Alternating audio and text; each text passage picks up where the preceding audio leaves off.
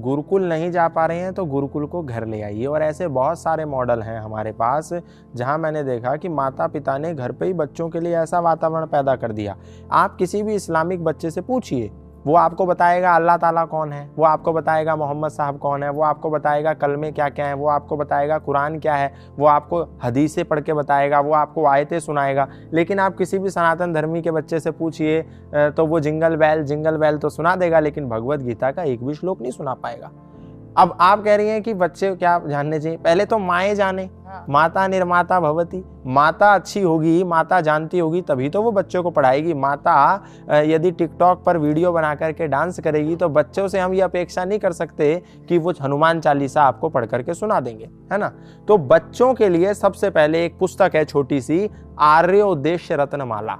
ये पुस्तक जो है इसमें 100 डेफिनेशंस हैं। जैसे पहली डेफिनेशन धर्म की, दूसरी डेफिनेशन अधर्म की, तीसरी डेफिनेशन ईश्वर की, चौथी डेफिनेशन विद्या की, पांचवी अविद्या की। ऐसे सारे जो मूल सनातन संस्कृति है उसकी जो मुख्य परिभाषाएं हैं, वेदोक्त परिभाषाएं हैं, सत्य आधारित परिभाषाएं हैं, विद्या पर आधारित परिभाषाएं हैं और ज्ञान आधारित परिभाषाएं हैं, वो आर्योद्देश्य रत्नमाला में है। आपके बच्चे को पता होना चाहिए कि धर्म क्या है, उसको पता होना चाहिए ईश्वर क्या है, उसको पता होना चाहिए सत्य क्या है, उसको पता होना चाहिए स्वर्ग क्या है, उसको पता होना चाहिए नरक क्या है, उसको पता होना चाहिए पाप क्या है और पुण्य क्या है, ताकि उसको संसार में, इस समाज में कोई भी ढोंगी, कोई भी पापी, कोई भी दुराचारी, कोई भी अत्याचारी उसको ठग ना पाए।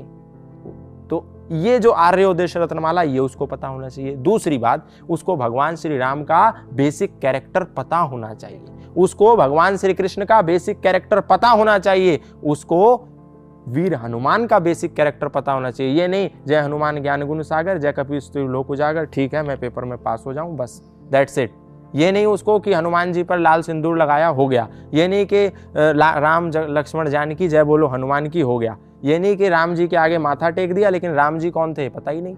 और जब ये पता नहीं होता तो घर में भाई भाई से लड़ता है, जब ये पता नहीं होता तो बेटा अपनी माँ से लड़ता है, जब ये पता नहीं होता तो पति और पत्नी में आपस में विवाद होता है। लेकिन जब उनको राम जी के सामने मस्तक झुकाने से पहले ये पता होगा मर्यादा पुरुषोत्तम श्री राम का वास्तविक चरित्र क्या था, तो हर घर में श्रेष्ठ भ्राता पैदा होंगे, हर घर में श्रेष्ठ माता पैदा होगी, हर घर में श्रेष्ठ भाई पैदा होंगे, हर घर में श्रेष्ठ पुत्र पैदा होंगे और हर घर में श्रेष्ठ पिता पैदा होंगे।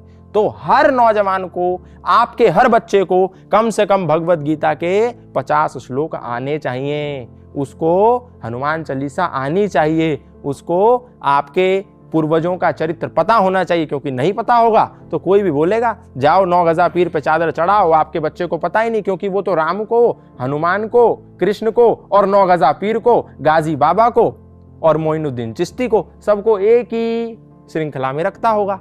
तो यदि उसको राम का कैरेक्टर पता होगा तो उसको मालूम चलेगा राम इधर है और मोइनुद्दीन चिश्ती उस श्रृंखला में है ही नहीं, कौन पापी है और कौन पुण्य आत्मा है वो जानता होगा।